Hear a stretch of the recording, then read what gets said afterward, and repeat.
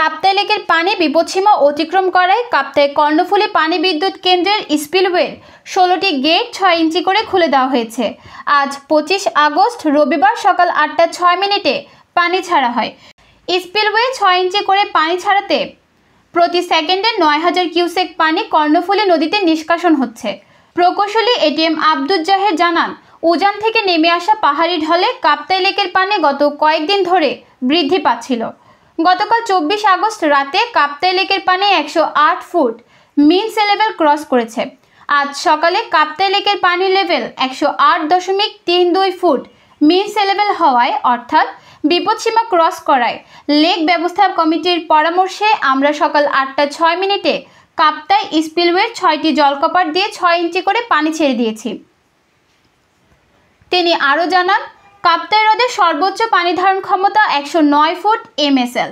কর্ণফুলী পানি বিদ্যুৎ কেন্দ্রের 5টি ইউনিটের বিদ্যুৎ উৎপাদনের জন্য প্রতি সেকেন্ডে আরও 33,000 কিউসেক পানি নিষ্কাশন হচ্ছে।